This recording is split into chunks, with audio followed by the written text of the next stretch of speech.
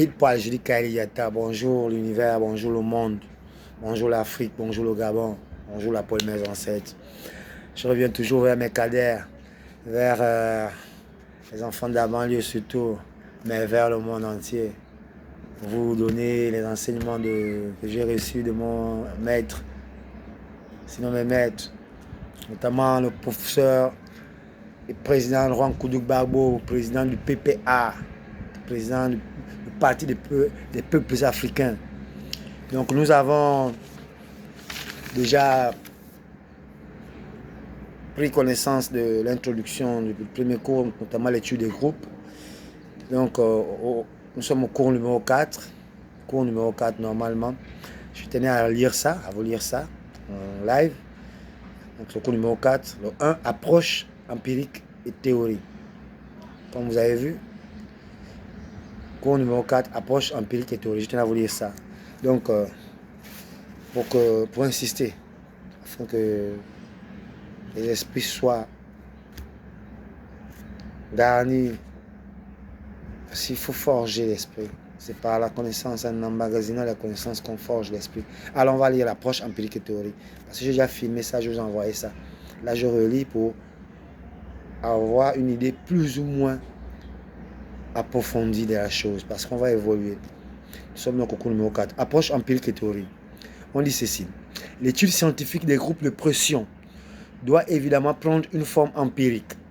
En ce sens qu'elle doit s'efforcer de découvrir les modalités réelles selon lesquelles opèrent les groupes et de mettre en évidence leur influence effective sur le processus politique.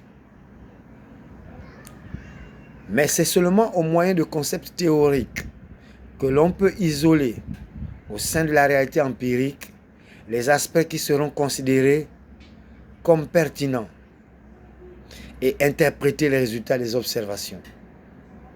Certes, une théorie ne peut jamais être prise pour une image de la réalité empirique. C'est un instrument analytique qui permet d'organiser la connaissance et de faire progresser la recherche.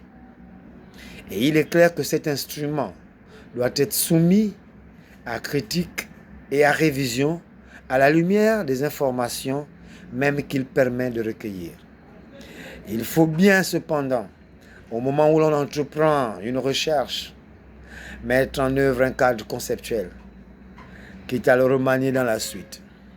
On se bornera ici à quelques indications suggérées par les recherches déjà faites et les problèmes posés par l'étude des systèmes politiques contemporains. Il ne s'agit pas à proprement parler d'une théorie, c'est-à-dire d'un corps de propositions directement utilisable dans la recherche empirique, mais d'une sorte de schéma préalable dont pourrait s'inspirer l'élaboration d'une théorie proprement dite. Les groupes de pression se situent dans le contexte du processus politique global. Ce processus se déroule dans un système de pouvoir où agissent certaines forces et qui subit l'influence d'un contexte culturel. C'est dans ce cadre qu'on peut étudier l'action des groupes et l'incidence de celle-ci sur l'intérêt général, ce qui conduit au problème des valeurs dans la vie politique. Donc ça c'est, après l'introduction, c'est la partie 1 de l'étude des groupes de pression, dont le titre est l'approche empirique et théorique. C'est un peu une forme de plan qu'on met à notre disposition afin de comprendre la suite des enseignements qui s'en suivront. Donc là, nous sommes au cours numéro 4. Le prochain cours, c'est sur le numéro 5. Allez, pile poil, je vous aime bien. Mes frangins, il faut récupérer ça.